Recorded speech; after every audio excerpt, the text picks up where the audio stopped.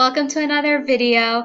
This time I am working on a piece that I did for an art trade with my friend 106 Mint on Instagram, and I will post a link to her account down in the description.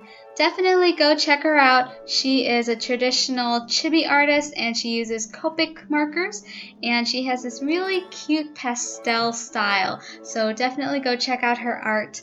I had actually done an art trade with her a while back, but because of my dyslexia, I mixed up the two numbers in her address and it got sent to the wrong apartment, and she was unable to contact the tenant of that apartment, and therefore she was never able to get my piece. So a few weeks ago she did open up art trades again, and this time I was determined to send this piece to the right place, and so I actually had her double check my writing on the envelope before I sent it out, and thankfully she did get it. So I am comfortable with posting this video and saying that she was able to get my half of the art trade, and so it did have a happy ending. So this is of her OC Puddin, and this was actually the first time that I used the Ohuhu brush markers to create a full-blown art piece.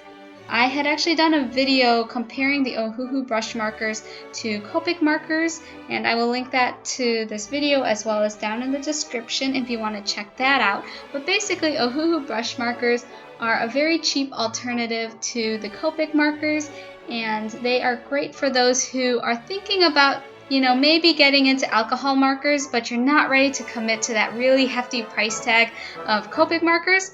When I was working on this piece, I was very impressed by how well the markers blended, even though it's currently a 48 count set. And in this video, you could see that I'm only using two colors to blend the hair, and I was really happy with the way that the blending came out. And so for those of you who are thinking of getting into the alcohol marker scene, definitely check out the Ohuhu brush markers. I personally think that they're a great alternative. And to date, I've only used these markers, I think, to create two art pieces. And so far, I've really liked them, and I think they're really great for their price. I am actually holding off on practicing with these markers more, just because these alcohol markers are known to bleed through, the pages of essentially any sketchbook paper. And I'm just so afraid to use them and kind of waste a page of my sketchbook from the ghosting and the bleed through of these markers. But one of these days, maybe I'll get over it and play with these markers some more. But I mean, overall, I'm very happy with how these markers work, and they are a great alternative to Copic markers for, beginners at alcohol markers. You'll also notice that the piece that I'm using for this video is very different from my previous videos. So when I was editing this video, it ended up being about 6 minutes and 54 seconds. And so I was browsing the YouTube free audio library looking for some music that I could include. And this piece, which is Waltz of the Flowers by Tchaikovsky, actually popped up. And it was exactly 6 minutes and 54 seconds. So I was like, oh my goodness, perfect fit. Like, this is meant to be. Like, I don't have to worry about finding a piece that is long enough to cover this video. I don't have to find an extended version of a piece. I don't have to worry about possibly looping it to cover, the duration of my video. So I decided to just go with it. But also, fun fact, so I used to play the cello, and Tchaikovsky is actually one of my favorite composers. His pieces they're really difficult, but also super fun to play on the cello. So it kind of brings back some nostalgia of my cello days and playing Tchaikovsky.